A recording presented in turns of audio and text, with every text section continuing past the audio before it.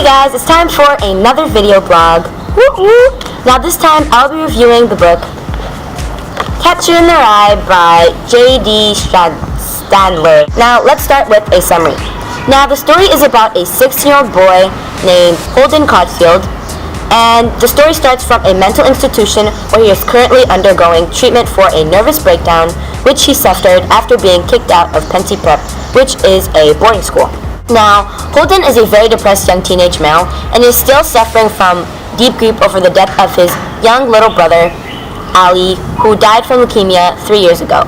And he doesn't really connect with his schoolmates, and he has no real friends at school, and he fights with critics or everyone around him. He leaves Pensy Prep without permission, days before he's supposed to, not letting his parents know where he's going or his school. And he decides to go on this quest to New York City and gets in a lot of trouble. In result, he's afraid to grow up and he doesn't want to be an adult, and he would rather remain a child in his eyes, well, in my eyes, and he dreams of being a catcher in the rye at an early age, catching children as they fall off a cliff, and that is a symbol for childhood. Foul language.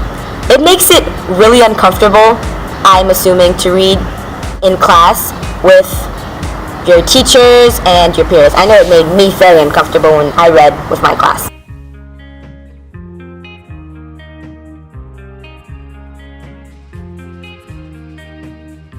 Number 2, mature content.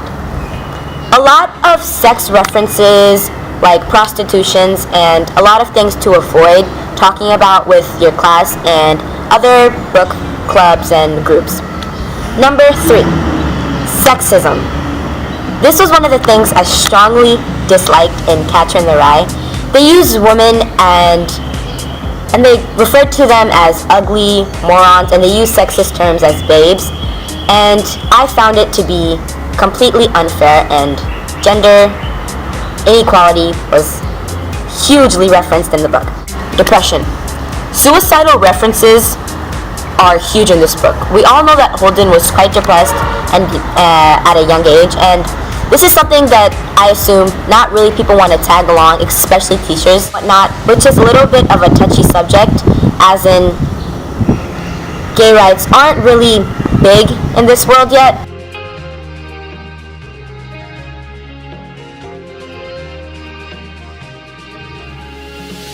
Now, let's get into reasons why this book should not be banned. Number 1, it allows teenagers to sympathize.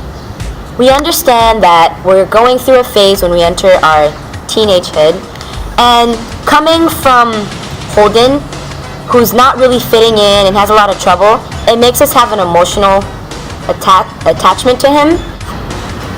Number 2, deals with educational stress. We all face it. We all face school stress, whether you have big exams, big tests coming up, and Holden kind of tied that down, and it made me feel like I'm not the only one in this world who is suffering from a lack of sleep, studying, and all of that goodness I learned in this book. Sometimes you guys just want to be alone, and you can't blame Holden for wanting to be. Number 4, this book is real. Holden has a voice. He's not fake, and when he says something, I can feel the emotion in every single sentence I read when it comes to dialogue from Holden. I don't feel like JD is trying to hide anything, nothing. I just simply feel that this book is real when it comes to dialogue and emotion. 5, deals with mentally equipped people. Allows readers to go into the mind of a mentally ill and different types of personalities that we face when it comes to mental disabilities. We all know that nobody in this world is perfect, so when we realized that Holden had a mental disability, it kind of just put the cherry on top of the ice cream for me, and I loved it. Now, here comes to the conclusion.